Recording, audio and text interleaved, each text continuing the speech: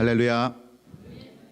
저는 오늘 우리가 함께 같이 교독했던 이 민수기 20장 6절로 13절 말씀을 가지고 이긴 자의 슬픔이라고 하는 그러한 어떤 문학적인 제목, 좀 멋있는 제목 같은 이 제목이 주는 우리에게 교훈을 깨달아서 왜 이기고도 슬픔을 나타내야만 하는지 오늘 이 말씀을 통해서 우리가 깨닫고, 오늘도 이긴 자의 슬픔이 아닌 이길 자의 영광이 저와 여러분에게 나타날 수 있기를 주의 이름으로 축원합니다.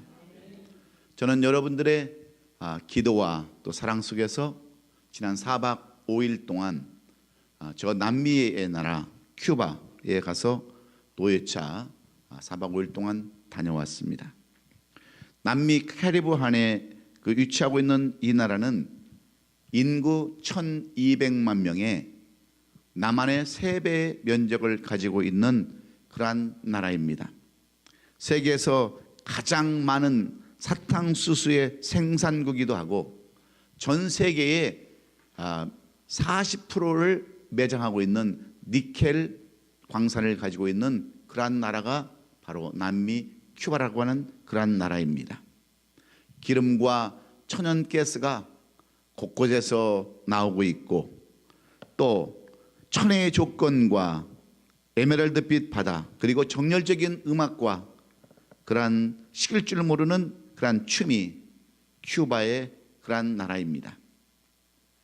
그런데도 불구하고 그들은 그러한 천혜적인 자연 조건과 아름다운 환경과 음악과 춤을 사랑하는 나라이면서도 그들은 1960년대 우리나라와의 그 모습과 똑같은 삶을 살고 있습니다. 그들의 얼굴에는 그들이 그만큼 즐겨하는 춤과 노래만큼 얼굴에는 기쁨이 없습니다. 오직 외국 사람들에게 그 자국민과 12배의 차이를 두어서 외국인들에게 바가지를 씌우고 그렇게 먹고 사는 나라. 여러분, 우리나라 1960년대 우리의 삶이 어땠습니까? 너무나도 열악한 그런 상황을 그들은 살고 있는데, 여러분 1960년대 이전만 해도 우리보다 훨씬 잘 살았던 나라입니다.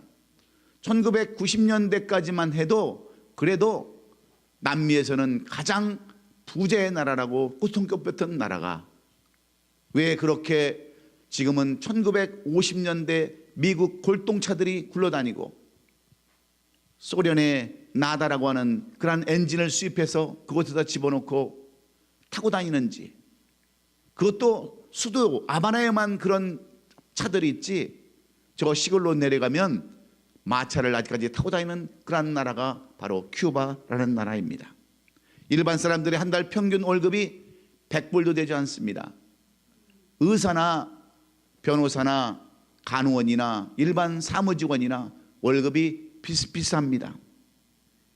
집들도 50년대 60년 동안 한 번도 고치지 않아서 여러분 길거리에 가면은 화장실에 화장지가 없습니다. 우리가 멕시코에 구경을 가보면 멕시코의 그 화장실에서 사람을 기다리면서 그 돈을 받듯이 그 사람들도 화장지를 넣고 화장지를 팔아먹으면서 손님을 화장실에서도 맞습니다. 그만큼 열악합니다. 세계적인 의료기술과 바이오기술이 세계적으로 으뜸이라고 하면서도 병원은 마치 전쟁에 난 야전 병원처럼 약품이 없습니다. 그리고 장비가 없습니다. 이번 노예 때 어떤 목사님이 화장실을 올라가다가 넘어졌습니다. 그래서 병원에 앰뷸런스를 불러서 입원을 했는데 닌게르를 한 병 놔주다가 3분의 1만 놔주고 뺍니다. 그 3분의 2는 또 다른 사람을 놔주려고. 그리고 화장실에도 병원 화장실인데 화장지가 없습니다. 그 정도로 연약한 환경 속에 그들은 살아가면서 어떻게 하면 외국인들에게 바가지를 씌워서 먹고 살까 궁리하는 그러한 민족이 된 것은 무엇 때문일까요? 우리 북한 동포와 똑같은 삶을 살아가는 이유는 1958년 오랫동안 망명생활을 해왔던 그리고 대정부 게릴라전을 지속했던 혁명주의 공산자 피델 카스트로가 장기 집권자였던 살디바르를 정권을 무너뜨리고 혁명을 일으켜서 공산주의 혁명으로 바꿔버렸기 때문에 그렇습니다. 그들은 혁명에는 성공을 했습니다. 정치적으로는 성공을 했지만 경제적으로는 1990년 소련이 무너지고 러시아가 원조를 끊으면서부터 그들은 그때부터 공산화가 되었을 뿐만 아니라 몰락의 길을 그들은 걷게 된 것입니다. 그들은 한때 사회주의 혁명에 성공을 했지만은 결국에는 나라와 민족과 국민이, 모든 국민이 어렵고 슬픈 삶을 살아가는 이긴 자의 슬픔을 나타내는 그러한 나라가 바로 큐바였음을 보고 왔습니다. 그런데 오늘 이 본문의 말씀, 민수기 20장 6절로 13절의 말씀에 등장하는 모세의 삶도 똑같은 그러한 삶을 오늘 성경은 우리에게 보여주기를 원하고 있습니다. 모세는 그의 나이가 80세가 되도록 희망도 없이 소망도 없이 살았습니다. 그러다가 미디안 강에서 양을 치면서 목동으로 늘 자기 양도 아닌 장인 이들의 양을 치면서 희망도 없이 소망도 없이 살아갈 때에 하나님은 떨기나무 불꽃 속에서 나타나심으로 모세를 만나 주시고 그에게 이스라엘 백성들을 구원해 내라고 하는 지상명령, 지도자의 그러한 명령을 해 주셨습니다. 그런데 모세는 어떻습니까? 5번이나 하나님의 명령에 거절하며 순종하지 못하고 5번이나 거절하지 않습니까? 그러나 하나님은 이러한 모세를 끝까지 설득하고 또 인내하게 하심으로 결국은 모세를 바로 앞에 보내서 이스라엘 백성들을 구원해는 이스라엘의 지도자로, 이스라엘의 하나님의 종으로 그렇게 쓰임을 받게 하셨습니다. 그리고 40년 동안을 이스라엘 백성들을 위해서 헌신하고 하는 긴 세월을 보내게 하셨습니다. 그리고 이제 하나님께서 약속하셨던 그 가나안 땅, 젖과 꿀이 흐르는 그 땅을 눈앞에 두고 있었을 때에 하나님은 모세에게 오늘 이런 말씀을 하십니다. 너는 더 이상 그 땅에 들어갈 수 없다. 지금까지 40년 동안 최선을 다해서 이스라엘 백성들을 가나안 땅 입구까지 인도했지만 모세만큼 너만큼은 이제 그 땅에 들어갈 수 없다고 하는 이 말씀을 통해서 이긴 자의 슬픔을 우리는 오늘 이 본문을 통해서 볼 수 있습니다.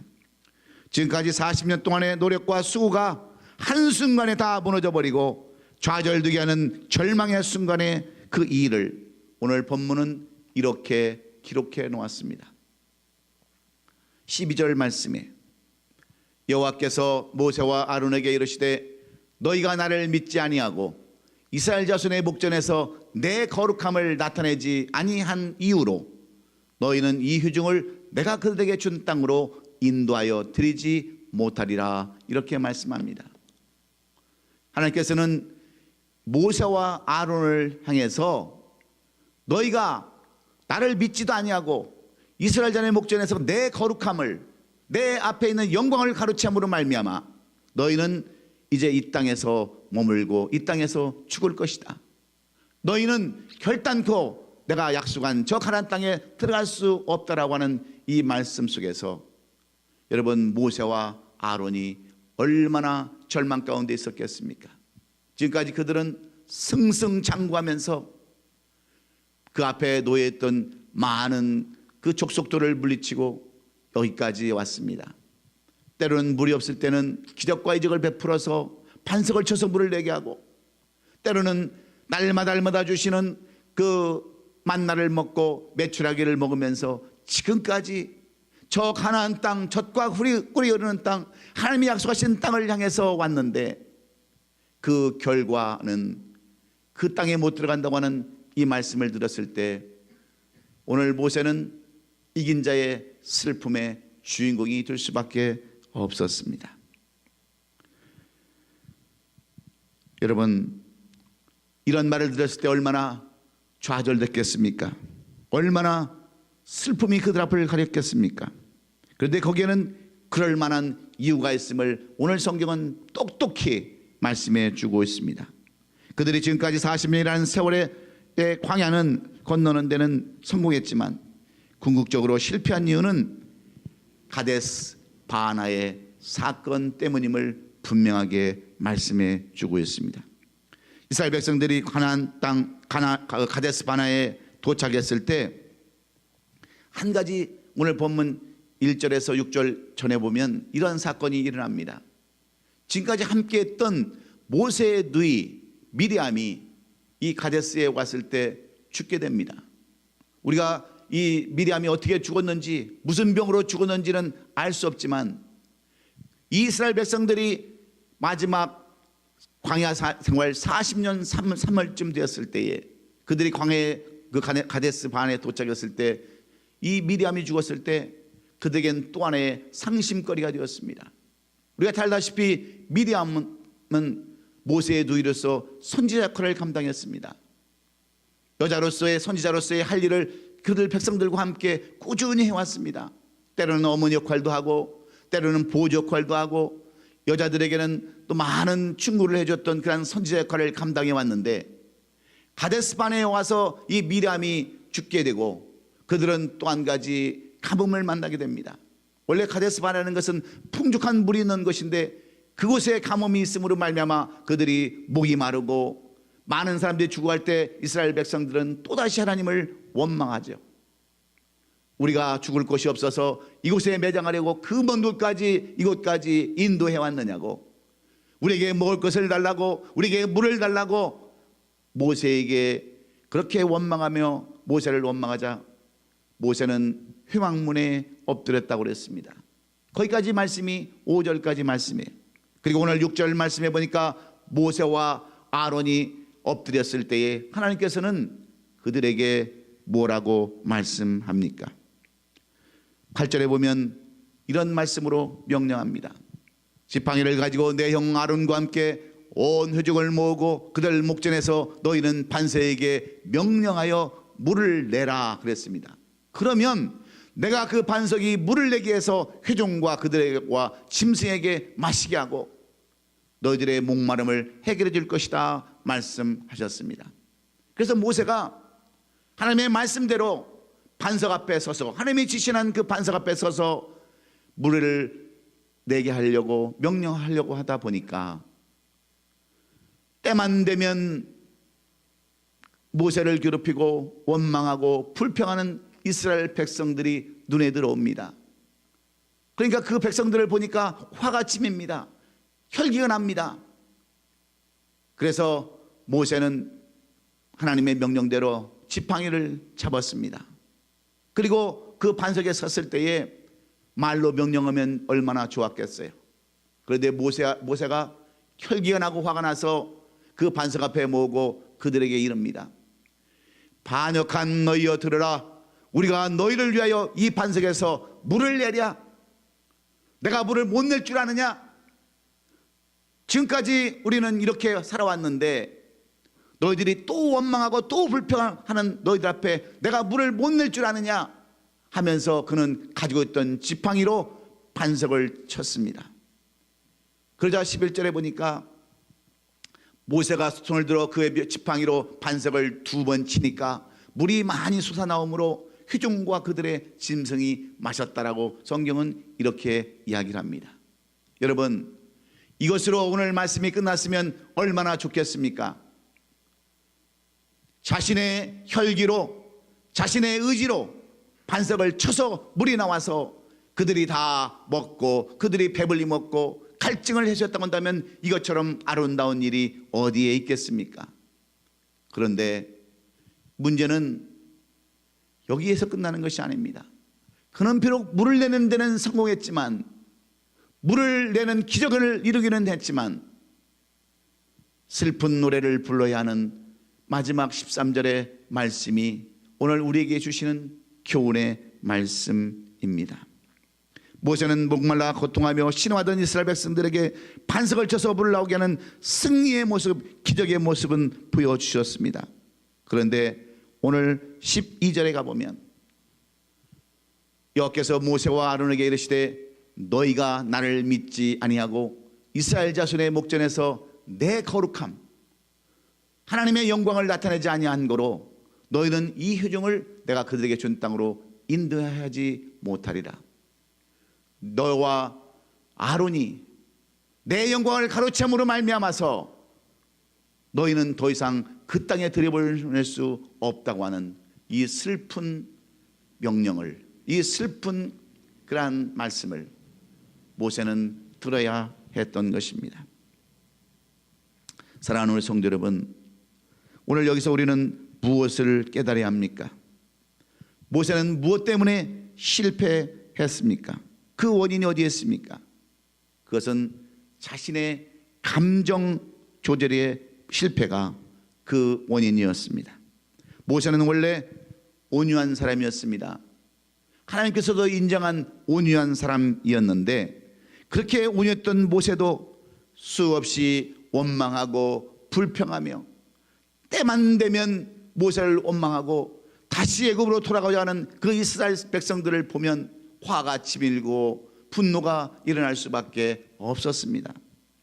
그래서 그것을 참지 못하고 결국은 화를 내고 지팡이를 치심으로 인해서 그는 하나님의 영광을 가려버리고 결국은 하나님께서 약속하셨던 약속의 땅도 들어가지 못하는 슬픈 인생이 되었던 모세를 보면서 우리는 오늘 무엇을 배워야 합니까?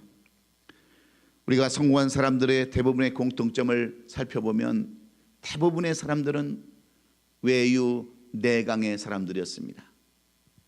겉으로는 온유하지만 속으로는 강한 사람들, 화가 나도 참고 견디는 사람들, 슬퍼도 그 슬픔을 참고 웃는 얼굴로 보이는 사람들, 이런 사람들이 대부분 승리자의 공통점입니다. 우리가 잘 아는 포테이토 칩, 우리가 여행 갈 때마다 놀러 갈 때마다 반드시 사가지고 가는 이 포테이토 칩의 유래를 여러분은 아십니까? 1853년 뉴욕의 사라토가 스프링 지역에 있던 조그마한 리조트 문레이크 로지 리조트라고 하는 호텔에서 조방장인 조지 크롬이 그 음식을 만들고 있었습니다. 근데 어떤 한 늙은 그 신사가 들어와서 이 프렌치 프라이를 시키는데 계속해서 컴플레인을 합니다. 감자가 너무 두꺼워서 익질 않았다라고 다시 만들어 갖고 오라고 합니다. 너무 커서 익지 않고 너무나도 커서 먹기가 힘들다고 합니다. 그런데 이 호텔의 모토는 뭐냐? 손님이 왕이다라고 하는 모토를 걸어놨습니다. 그래서 손님이 원할 때까지, 손님은 왕이니까 원할 때까지 해주라는 것이 이 호텔의 그런 모토요 슬로건이었어요.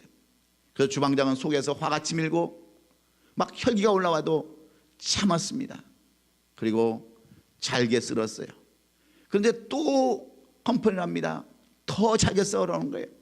오기가 생겼습니다. 그래서 이번에는 아예 종이장처럼 잘랐습니다. 포크로 아예 집을 수도 없게끔 아예 그냥 종이장처럼 만들고 소금을 듬뿍 쳐서 그렇게 튀겨서 갖다 줬는데 이번에는 어떤 컴플레인이 나올까 기대하니까 그 손님이 그 음식을 먹고 너무 맛있다는 거예요. 자기가 바라고 원했던 것이 바로 이런 그 포테이토 그 프렌치 그 프라이라는 것이었습니다. 그래서 그 주방장이 그것을 깨닫고 그때부터 그 지역의 이름을 붙여가지고 사라토로 칩이라는 그러한 이름으로 개명을 했습니다. 그러니까 여러분 그때부터 이게 너무나도 잘 팔리는 거예요. 그러자 1800 이제 더 나가서 1895년에 가서는 아예 대량으로 공장을 만들어서 그 포테이토 칩을 만들어서 오늘날 이렇게 공급하게 되었습니다. 무엇을 여러분 말하려고 하는 것입니까? 작은 일에도 참고 견디면서 순종하면 위대한 작품이 탄생한다고 하는 것. 그래서 여러분, 위대한 그 그림을 그렸던 사람들 보면, 미켈란젤로 같은 사람들 보면 얼마나 참고 인내하며 화를 누그뜨리고 살았는가를 우리는 충분히 알 수가 있습니다. 우리가 구약 성경에 보면 엘리야가 공경에 빠졌을 때에 하나님께서는 엘리야에게 뭐라고 말씀하십니까? 너는 일어나서 사르밧 과부의 집으로 가라 그랬습니다. 여러분, 그때 엘리야는 이제 모든 그 영역이 다 소진되어서 영적인 딜레마에 빠져서 힘든 삶을 살아가고 있었을 때였습니다. 그러면 하나님께서는 어디로 보내셔야 합니까? 당연히 먹을 것 있고 부잣집에 보내야 되는데, 하나님은 이 엘리야를 사르밧 과부집, 남편도 없이 애들만 데리고 먹을 것도 없어서 이제 마지막 먹을 것을 만들어 먹고 죽으려고 하는 이 집으로, 이 사르밧 과부의 집으로 엘리야를 보내지 않습니까? 그리고는 그곳에서 기적과 이적을 베풀게 함으로 말미암아 사르밧 과부가 가뭄이 다 없어질 때까지 음식이 넘쳐나고 또 기름이 넘쳐나는 그한 삶을 살았다는 것을 보여주는 것은 우리에게 무엇을 말씀해 주기를 원하십니까? 우리가 생각할 때 여러분, 우리는 직접 눈으로 보아야 이해합니다. 우리가 직접 무엇을 깨달을 수도 없는 때도 많이 있습니다. 그런데 하나님은 어떤 것을 요구하시느냐? 끝까지 우리가 인내하고 참고 견디고 순종하면 반드시 복이 임한다고 하는 것을 우리에게도 말씀해 주고 있습니다. 그래서 에레미야 선지자는 우리에게 에레미야 7장 23절에서 이렇게 교훈해 줍니다. 다 같이 한번 우리 따라서 읽습니다. 시작. 오직 내가 이것을 그들에게 명령하여 이르기를 너희는 내 목소리를 들으라. 그리하면 나는 너희 하나님이 되겠고 너희는 내 백성이 되리라. 너희는 내가 명령한 모든 길로 걸어가라. 그리하면 복을 받으리라. 아멘. 그렇습니다. 우리 하나님은 우리에게 요구하시는 것이 있습니다. 너희는 내 목소리를 듣고 그러면 내가 너희 하나님이 될 뿐만 아니라 너희는 내 백성이 될 것이고 내가 모든 명령한 길로 걸어가면 바로 그 길이 복받는 길이라고 분명하게 우리에게 말씀해 주고 있는데도 불구하고 여러분, 우리는 어떤 삶을 살아갑니까? 얼마나 우리 자신의 의지대로 뜻대로 살아갈 때가 많이 있습니까? 모세가 바로 그런 사람이었습니다. 그는 40년 동안 하나님의 모든 기적과 이적을 다 보았음에도 불구하고 마지막까지 그는 자기의 의를 나타내고 자기의 혈기를 부림으로 말미암아 이긴 자의 슬픔을 나타내는 그러한 삶을 살았다고 하는 것이 오늘 이 본문인데, 오늘 우리는 이 본문을 통해서 끝까지 무엇을 배워야 됩니까? 프랑스의 신학자요 개혁자인 깔뱅은 믿음이라는 것이 뭐냐? 눈을 감고 귀를 기울이고 무조건 따르는 것이다라고 우리에게 그렇게 말해주고 있습니다. 그리고 믿음, 신앙은 뭐냐? 신앙은 주님의 명령에 무조건 순종하는 것이다라고 독일의 신학자였던 본 헤퍼는 우리에게 이렇게 말씀해주고 있습니다. 무조건 따르는 것이나 순종하는 것이나 다 그것이 복받는 길이기 때문에 모든 사람들은 우리에게 이 순종을 요구하고 있는데도 불구하고 오늘 모세는 왜 그러면 실패의 삶을 살 수밖에 없었는가? 그렇게 온유했던 이 모세가 왜 마지막을 실패하고 슬픔의 노래를 불러야 되는가? 이긴 자의 영광을 드러내야 될 사람이 왜 이긴 자의 슬픔으로 오늘 이렇게 보여주고 있는가? 그 이유가 무엇인가? 무엇을 우리는 여기서 깨달아야 되는가? 첫째는 이 세상에 의인이 없다는 것을 우리는 깨달아야 합니다. 여러분, 이 세상에 의인은 없나니 한 사람도 없습니다. 다 연약한 것이라는 것을 우리는 잘 알아야 합니다. 그래서 우리는 내가 누구인가를 먼저 잘 알아야 합니다. 모세가 이렇게 실패한 이유는 자기 자신이 아직도 누구인가를 잘못 알았습니다. 그는 40년 동안 바로 공주 밑에서 많은 것을 배웠던 사람입니다. 그리고 40년은 미디안 땅에서, 미디안 광야에서 양을 치면서 그 모든 광야의 모든 습성과 모든 자연을 다 깨달았던 사람이 모세입니다. 그러면 나머지 40년 하나님께서 맡겨주신 그 사역을 감당할 때 80년의 그 노하우를 가지고 살아야 되는데 이 모세는 그것을 알지 못했습니다. 자기 자신을 알지 못했어요. 자기는 항상 의롭고 거룩하고 자기만 깨끗한 줄 그렇게 알았습니다. 그래서 그는 마지막이 실패한 사람으로 이렇게 성경은 모세에 대해서 말씀해 주고 있습니다. 우리는 교회 생활하면 다 성자처럼 성인처럼 생활을 합니다. 그래서 우리가 항상 교회를 다니는 사람들이 조금만 잘못하면 뭐라고 얘기를 합니까? 어찌 교회 다니는 사람이 그런 삶을 살 수 있느냐고 핀잔을 주고 핍박을 합니다. 어떻게 집사가 그럴 수 있느냐고, 어떻게 장로가 그럴 수 있느냐고, 옆 사람을 핀잔 주고 또 옆 사람에게 그런 말을 많이 하는데, 여러분 우리는 다 어떤 사람입니까? 다 죄인들입니다. 다 연약하고 쓰러질 수밖에 없고 육에 넘어질 수밖에 없고 화나면 욕할 수밖에 없고 화나면 그냥 던지고 싸울 수밖에 없는 사람들이 우리들입니다. 그런데 말입니다, 그런 사람이 만약 교회를 안 다녔다고 한다면 어떤 사람이 됐겠습니까? 아마 칼부림을 했을 수도 있을 거예요. 아마 감옥에 갇힐 수 있는 사람도 있을 거예요. 다 우리는 그런 사람들입니다. 그래서 우리가 서로 이해하고 용서하고 덮어주고 그런 삶을 살아야 되는 것은 우리 모두가 다 죄인이기 때문에 그렇습니다. 세상에는 의인 한 사람도 없습니다. 이 세상에 예수님 같은 분도 성자 같은 분도 없습니다. 다 죄 많고 점 많고 허물 많은 죄인들이라는 것을 우리가 깨닫고 오늘 이 시간 우리 자신을 다시 한번 되돌아봐야 합니다. 모세는 그의 나이 120세가 되었어도 이것을 깨닫지 못함으로 말미암아 다 이뤄놓고도 지금까지 큰일을 해놓고도 마지막 관문을 넘어서지 못하고 거기서 쓰러져서 결국은 이 모리아산에서 그의 인생을 마감할 수밖에 없었습니다. 사랑하는 성도 여러분, 나는 누구입니까? 나는 죄인입니다. 연약한 사람들입니다. 남에게 상처를 줄 수밖에 없는 그런 사람들. 그래서 이 세상에 의인은 없다는 것을 아시고 겸손함으로 이 한 주간 살아가실 때에 우리는 끝까지 마지막까지 승리하는 저와 여러분 될 줄로 믿습니다. 두 번째로, 왜 모세는 마지막에 실패의 삶, 슬픈 인생이 되었을까요? 그는 온전히 순종하지 못했기 때문에 그렇습니다. 그래서 온전한 순종으로 살려고 우리는 애써야 합니다. 지금까지 모세는 하나님의 말씀대로 순종하고 살았지만 그 순종은 완전한 순종이 아니었습니다. 하나님의 부르심을 받았을 때에도 5번이나 모세는 하나님의 말씀에 불순종하고 거절했지만 하나님은 끈질기게 이 모세를 설득하고 인내로 마침내 순종하여서 이스라엘을 구원하는 이스라엘의 지도자로 세웠습니다. 그런데 지금 가나안 땅에 들어갈 시점인 출애굽 40년 3월에 모세는 또 한 가지 허점을 남기게 됩니다. 가데스 바네에서 마지막 통과할 문을 통과하지 못하게 되는 겁니다. 왜 그렇습니까?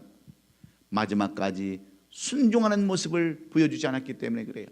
하나님은 분명히 모세와 아론에게 너희는 반석을 명하여서 물을 내라 했는데 이스라엘 백성들을 보니까 울컥하는 그러한 화와 분노를 참지 못하고 가지고 있던 그러한 지팡이로 반석을 침으로 말미암아 그는 기적을 나타내기는 했습니다. 하나님께서 이스라엘 백성들이 원하는 것들을 이루게는 하셨습니다. 그런데 여러분, 이것이 중요한 것이 아니라 온전한 순종을 하지 못함으로 말미암아 하나님의 징계를 받았다고 하는 것이 오늘 모세를 통해서 우리에게 주시는 교훈의 말씀입니다. 그래서 순종은 하루아침에 만들어지는 것이 아닌다는 것을 우리가 알아야 합니다. 저는 노예를 가면 가끔 가다가 생각나는 그런 사람들의 그 말이 있습니다.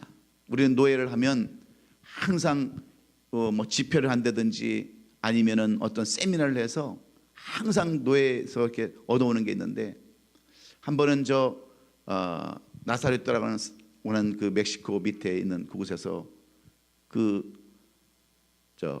노예를 하는데요.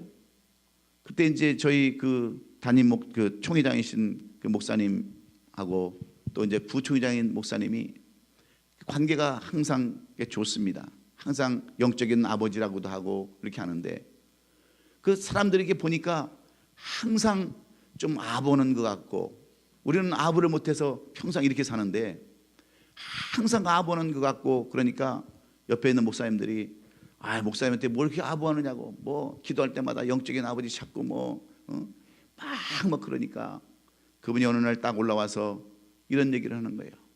여러분, 아부도 끝까지 하면 충성입니다 그러더라고요. 근데 그 아부가 하면 끝까지 충성이라는 그 말에 그분이 감동을 받고 교회를 다 홀따당 다 물려줬어요. 여러분, 그렇습니다. 아부도 끝까지 하면 여러분 그게 순종하는 거예요. 그런데 그 아부가 가다가 중단되면 그것은 결국 배반이 되는 겁니다. 그렇지 않습니까? 왜 교회가 계속해서 후계자와 새로 들어온 사람이 싸우는지 아세요? 끝까지 순종하지 못해서 그렇습니다.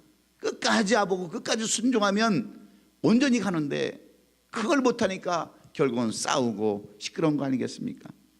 저는 이번에 그 큐바 하바나에 가서 여러 곳을 방문하면서 그 해밍웨이, 노인과 바다를 썼던 해밍웨이가 그 큐바에서 영감을 얻어가지고 노인과 바다라는 그 주옥 같은 소설을 써내고 1953년인가 노벨 문학상을 받았는데, 그가 여러분 어디에서 영감을 얻은지 아십니까?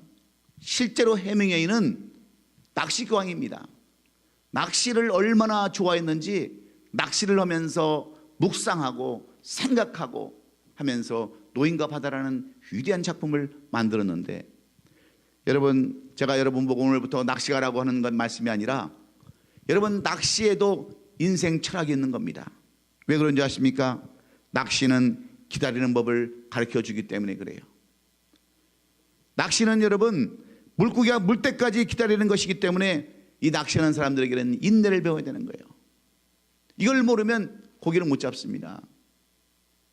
제가 재작년인가 막 교회를 이사 와서 우리 사역자들 데리고 저 다나 포인트로 사역자 수양회를 갔어요. 그래서 낚싯대를 하나씩 다 주고 낚시를 하라고 그러는데 고기를 잡는 사역자들이 한 명도 없는 거예요. 왜 그런지 아십니까? 낚시가 주는 이 철학을 모르기 때문에 그렇습니다.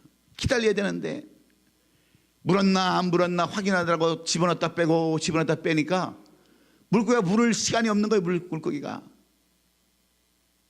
한 마리도 못 잡는 거예요. 밤새도록 해도. 그래서 저는 몇 마리 잡았겠어요? 다른 사람이 한 마리씩 잡아야 할 5마리를 제가 다 잡았습니다. 왜 그런 줄 아세요? 물때까지 기다리는 거, 물때까지. 그래서 건지는 게 낚시의 그러한 비법인데 그걸 모르니까 넣었다 뺐다 하니까 인내가 없는 겁니다. 그리고 낚시는 자기 자신을 뒤돌아보게 하는 그러한 게 있습니다. 해밍웨이가 낚시를 던져놓고 잠을 잔 것이 아니에요. 낚시를 던져놓고 기다리면서 자기 자신을 뒤돌아보면서 묵상하는 겁니다. 그리고 무슨 소설을 쓸까 묵상하면서 그는 위대한 노인과 바다라고 하는 위대한 작품을 썼던 것을 보면서, 지금도 큐바 사람들은 이 해밍웨이를 잊지 못해요. 호텔 이름도 전부 다 노인과 바다라고 하는 이름으로 만들어 놓고 있습니다. 그리고 해밍웨이 호텔을 만들어 놓고 그 지금 해밍웨이가 잤던 방, 그 방도 그대로 보존해 놓고 그들은 이 해밍웨이를 기리고 있어요. 왜 그렇습니까? 해밍웨이는 낚싯대를 던져놓고 그냥 찬 것이 아니에요. 자기 자신을 뒤돌아보면서 위대한 영감을 얻었기 때문에 그렇습니다. 그리고 이 낚시가 주는 그러한 교훈은 무슨 교훈인지 아십니까? 작은 것을 통해서 큰 것을 얻는 귀한 책을 주는 겁니다. 여러분, 작은 미끼로 수십 배 드는, 아니 엄청나게 큰 고기를 잡는 것이 여러분 낚시 아닙니까? 그러기 위해서는 우리가 여러분이 인내해야 되는 거예요. 자기 자신을 살펴보면서 성찰해야 되는 겁니다. 그리고 작은 것을 얻기 위해서 큰 것을 얻기 위해서 작은 것을 희생하는 그러한 정신을 가지고 여러분, 우리가 낚시를도 해야 잡히는 것이지 세상 일도 마찬가지 아닙니까? 똑같은 그러한 것들을 우리가 알아야 합니다. 그런데 모세는 온전한 순종이 없음으로 말미암아 징계를 받았는데, 이것을 성경은 하나님의 거룩함을, 여호와의 거룩함을 나타내지 못했다, 하나님의 영광을 가로챘다, 이렇게 표현해놓고 있습니다. 온전하지 못한 순종은 결국 하나님의 영광을 가로챌 수밖에 없기 때문에 이긴 자의 슬픔으로 이렇게 모세를 우리에게 표현해놓고 있습니다. 여러분, 우리는 끝까지 순종을 하더라도 온전한 순종을 해야 합니다.